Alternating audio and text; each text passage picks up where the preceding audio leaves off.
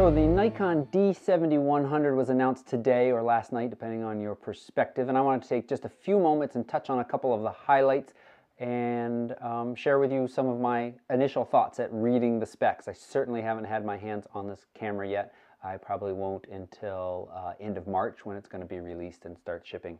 So this is not the D7100 sitting in front of me. This is the D5200. They both share the same amount of megapixels, 24 megapixel sensors in both the D7100, the D5200, and the D3200. Interesting thing to note though is that those sensors are not the same across. They're the same in amount of megapixels, but they each are either different manufacturers or we don't know for sure who would manufacture the D7100 yet. Or, in the case of the D7100, it has no anti-aliasing filter or ultra-pass filter on there. People are making a big deal about this. What it does is it increases the kind of resolution or sharpness or detail that you're going to be able to get out of this camera. It's really only going to be able to do that, though, with the higher quality lenses.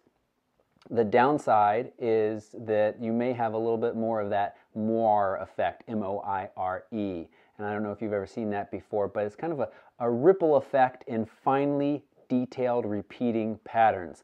Brick wall, a shirt with stripes, screen door. If you've ever seen a photograph or video of those, as the video moves over, or the photograph, even as you move your eyes, you can kind of see this light and dark pattern, and that's a moire effect. I actually don't know if I'm saying that exactly, pronouncing that exactly right.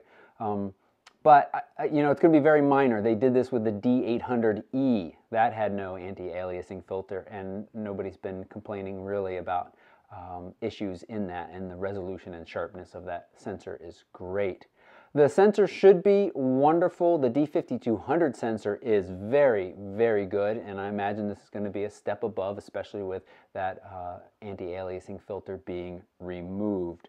So we got three Nikon cameras now, all sitting at that 24 megapixel sensor. It's going to be really interesting to see what Canon does next to release. They've been sitting at 18 for a while now.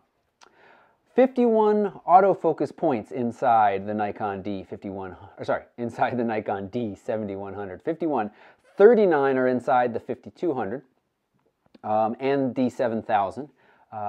15 of those 51 autofocus points are cross-type. That's a very sensitive kind of autofocus. It looks at both horizontal and vertical to kind of determine whether or not it has focused.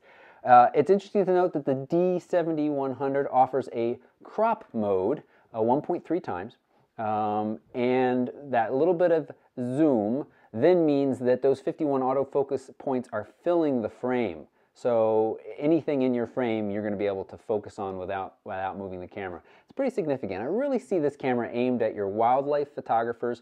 I'm thinking bird, anything really moving, and sports photographers. Again, trying to capture that movement. The other benefit of that 1.3 times crop is with you know, a lens of X length, you're going to get 1.3x closer. You're actually going to get, it's about 2 times closer now, because remember, we're talking about a DX sensor, a crop sensor, so it's not full frame in the first place, so there's a multiplication there of 1.5, 1.5, and 1.3. We're talking about 2 times closer. So a 50 millimeter lens in the 1.3 crop mode becomes a 100 millimeter lens. So that's you know, nice that's there. Downside is you're shooting then at 15 megapixels and not the full 24 megapixels. You can get more burst rate though when you're shooting in that crop mode on the Nikon D7100. You're getting now 7 frames per second versus 6 frames per second in the earlier mode. The body type is kind of a combination of that polycarbonate plastic and magnesium alloy and weather sealed.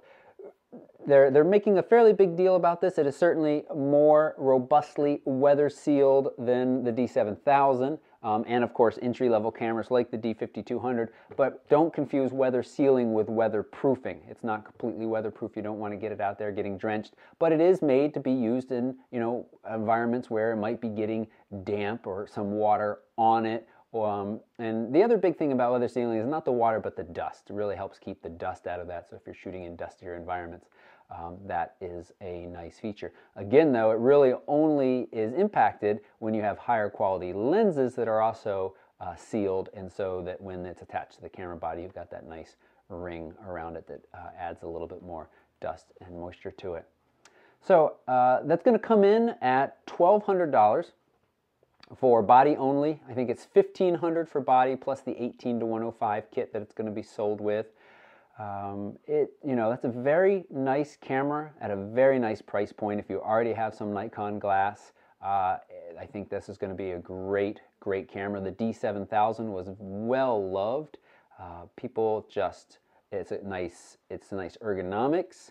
It was a nice kind of combination of value and performance, and the D7100 looks to really continue that. This is just real brief, some of my initial thoughts on it. I have more written up on the blog that are down below. I also have some sample images from the Nikon site, and I will be posting more information as it becomes available. If you have any questions at all, please just drop me a line, leave a comment down below, and I'd be happy to answer them. Thanks for watching, and please subscribe.